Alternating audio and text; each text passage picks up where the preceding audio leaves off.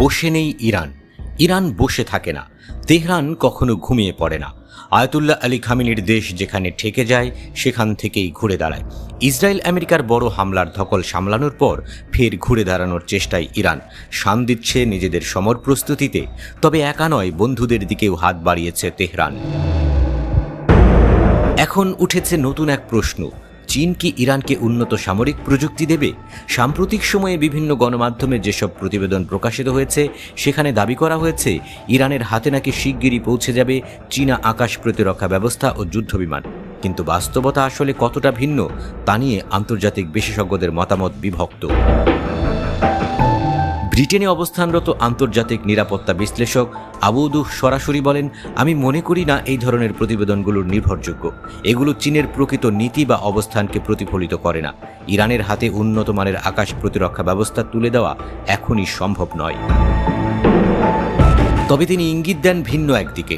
তার মতে, উন্নত অস্ত্র না দিলেও চীন কিছু ক্ষেত্রে ইরানকে সহায়তা করতে পারে, বিশেষ করে ক্ষেপণাস্ত্র ও ড্রোন প্রযুক্তির সঙ্গে সম্পর্কিত যেসব যন্ত্রাংশ বা উপকরণ দ্বৈত ব্যবহারের যোগ্য, সেসবের ক্ষেত্রে সহযোগিতার রাস্তা খোলা থাকতে পারে।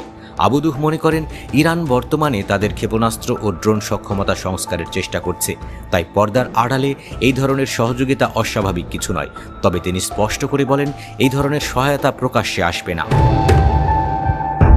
ওয়াশিংটন ইনস্টিটিউটের সামরিক বিশ্লেষক নাদিমিও একই সুরে কথা বলেন।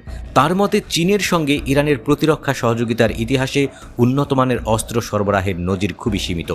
তিনি বলেন, চীন সবসময় খুব সতর্ক থেকেছে ইরানকে সামরিক সরঞ্জাম দেওয়ার ক্ষেত্রে।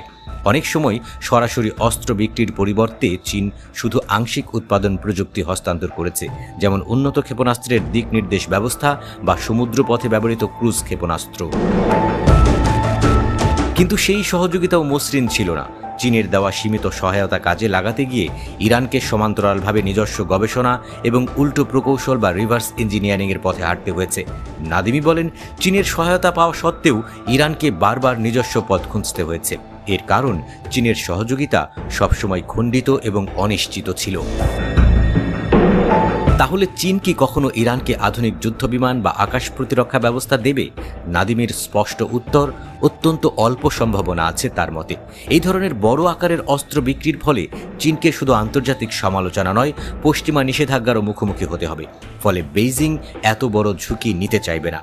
তবে তিনি আরেকটি সম্ভাবনার কথা উল্লেখ করেন, চীন হয়তো ইরানকে বিশেষ কিছু সুবিধা দিতে পারে, যা সরাসরি অস্ত্র সরবরাহের চেয়ে অনেক কম ঝুঁকিপূর্ণ।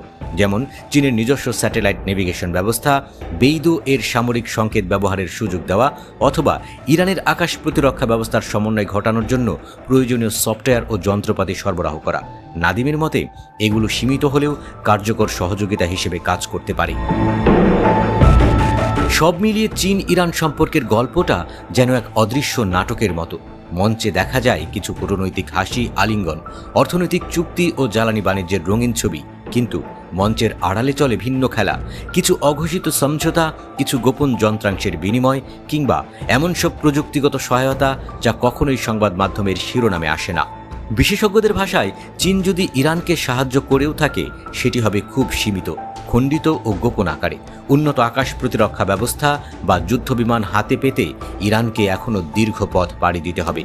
তার বদলে হয়তো তারা পাবে কিছু সংকেত, কিছু যন্ত্রাংশ এবং অনেকটা নিজের কৌশলগত বুদ্ধিমত্তার উপর ভর করে এগিয়ে যাওয়ার সুযোগ।